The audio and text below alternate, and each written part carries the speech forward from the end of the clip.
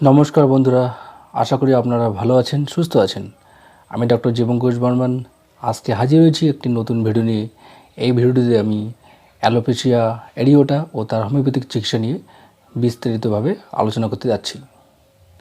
তবে আলোচনা শুরু করে একটা ছোট্ট রিকোয়েস্ট, যারা আমার চ্যানেলটি নতুন দেখছেন বা এখনও কোনো কারণে সাবস্ক্রাইব করে ওঠেননি, প্লিজ সাবস্ক্রাইব করতে কিন্তু ভুলবেন না। তো বন্ধুরা, এখন আমরা জেনে নেব অ্যালোপেশিয়া এরিওটা কী। তো খুব সহজভাবে বোঝাতে গেলে দেখবেন বা ছবিতে দেখুন, অনেকের মধ্যে মাথায় দেখবেন ছোট ছোট গোলাকৃতি বা ডিম্বাকৃতি এলাকায় চুল উঠে গেছে। সেটা একটা জায়গা থেকে হতে পারে, আবার একাধিক জায়গাতেও হতে পারে। সেটাকে আমরা অ্যালোপেশিয়া এরিওটা বলে থাকি। এই অ্যালোপেশিয়া কিন্তু শুধু মাথায় হয় না, আমাদের যেখানে হেয়ার গ্রোথ আছে, যেমন ধরুন কারো দাড়িতে, এক কথা বলতে গেলে আমাদের যে সমস্ত জায়গায় হেয়ার ফলিকেল আছে বা হেয়ার গ্রোথ রয়েছে, সেখানে যে কোনো অংশে হতে পারে। এটা একটি অটো ইমিউনি ডিজিজ।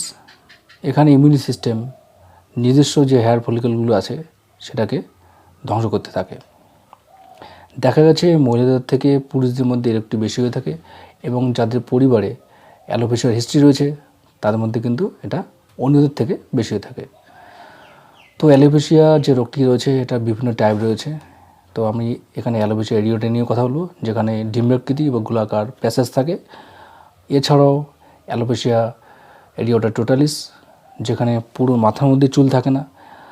আরেকটি টাইপ রয়েছে অ্যালোপেশিয়া এরিওটা ইউনিভার্সালিস, যেখানে সারা শরীরে কোনো হেয়ার ফলিকেল বা লোম থাকে না। তো বন্ধুরা, আপনারা নিশ্চয়ই বুঝে গেছেন যে অ্যালোপেশিয়া এরিওটা কী, এবং আশা করি অনেকেরই সমস্যা আছে। তো যাই হোক, এর হোমিওপ্যাথিক ভালো ট্রিটমেন্ট রয়েছে।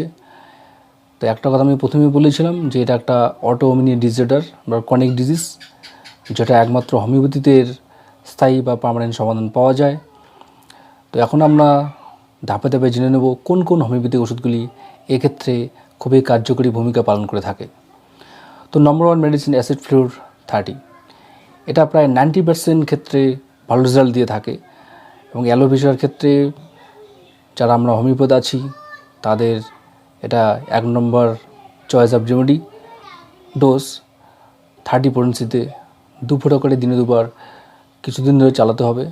যখন ডেভেলপমেন্ট লক্ষ্য করা যাবে, আস্তে আস্তে এর মাত্রা কমিয়ে দিতে হবে।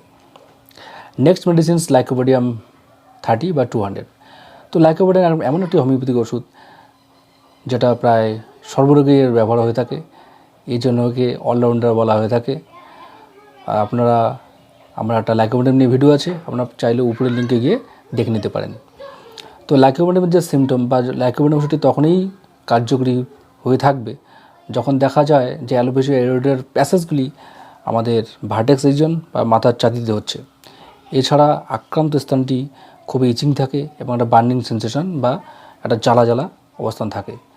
এছাড়া যাদের প্রিয় মেচিউর গ্রেস অফ হেয়ার বা অল্প বয়সে চুল পেকে যাচ্ছে এবং যারা গ্যাস অ্যাসিডিটির সমস্যা বেশি ভুগে থাকে, তাদের কিন্তু এসবটি খুবই কার্যকরী ভূমিকা পালন করে থাকে।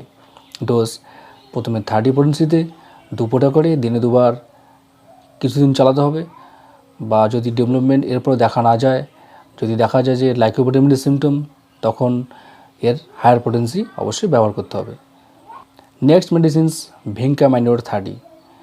এটিও খুবই গুরুত্বপূর্ণ হোমিওপ্যাথি ওষুধ এই রোগের ক্ষেত্রে, কিন্তু এটা তখনই ভালো রেজাল্ট দিয়ে থাকে যখন দেখা যায় আক্রান্ত ব্যক্তির চুলে জট রয়েছে এবং আক্রান্ত স্থানে যদি কখনো হেয়ার গ্রোথ হয়ে থাকে, সেই হেয়ারগুলি বা চুলগুলি কিন্তু সাদা রঙের হয়ে থাকে।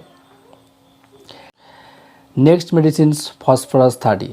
ফসফরাস 30ও কিন্তু অ্যালোপেশিয়া এরিওটার ক্ষেত্রে খুবই গুরুত্বপূর্ণ হোমিওপ্যাথিক মেডিসিনস, কিন্তু এর যে সিমটম রয়েছে বা কখন আমরা ফসফরাস ব্যবহার করব, সেটা হচ্ছে যখন অ্যালোপেশিয়া এরিওটার প্যাসেজগুলি যখন সামনের দিকে বা 2 সাইডের দিকে দেখা যায়, সেক্ষেত্রে কিন্তু ফসফরাস 30 খুবই গুরুত্বপূর্ণ হোমিওপ্যাথিক ওষুধ। এবং আক্রান্ত স্থানে কিন্তু প্রচুর সোয়েটিং থাকে বা ঘাম হয়ে থাকে, এবং অনেক সময় লাইকোপোডিয়ামের মতো এখানেও কিন্তু বার্নিং সেন্সেশন থেকে যায়। তো এক্ষেত্রে একটা কথা বলে রাখি যে প্রত্যেকটি হোমিওপ্যাথিক ওষুধের কিছু নিজস্ব সাইন সেন্টার রয়েছে।